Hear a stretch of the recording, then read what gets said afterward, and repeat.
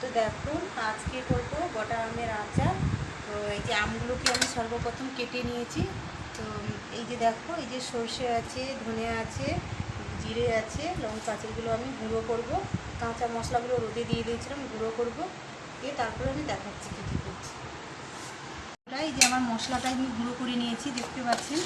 এবারে লবণ দিচ্ছি, এর মধ্যে লবণ অ্যাড করছি, হলুদ গুঁড়ো দিচ্ছি, কিছুটা লঙ্কা গুঁড়ো দিয়ে দিচ্ছি।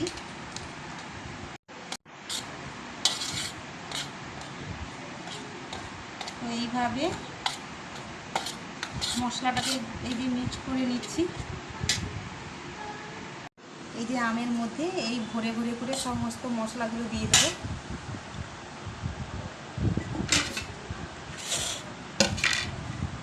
এইভাবে রেখে দেবো আমগুলোকে।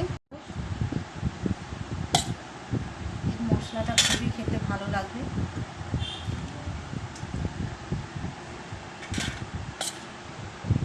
এই আমগুলোকে কাটার পরে যে ভেতরে যে এইগুলো থাকে, গাঁটগুলো যে থাকে, ওইগুলোকে বের করে দিতে হয়, সাদা সাদাগুলো।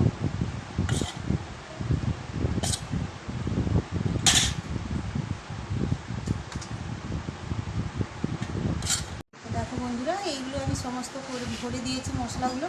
তো এই যে জারটা দেখছো, এই জারের মধ্যে আমি ভরবো একের পর এক করে।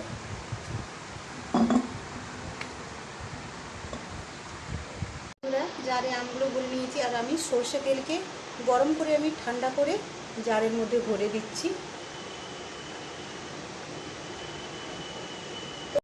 তো বন্ধুরা, বাড়িতে একবার বানিয়ে খাবে। এটাকে আমি রোদ্দুরের মধ্যে দিয়ে রাখবো আপাতত, যতক্ষণ থেকে আমটা না গলছে।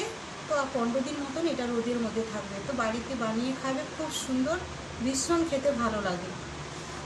তো আমি এটা জারে ঢাকনা দিয়ে রেখে দিলাম। এটা আমি 2 দিন রোদে দেবো না, 2 দিন পরে রোদে দেবো। দেখছি আমার জারটা কত সুন্দর হয়েছে। এই তেলটাকে আমি ঝাঁকিয়ে নিচ্ছি।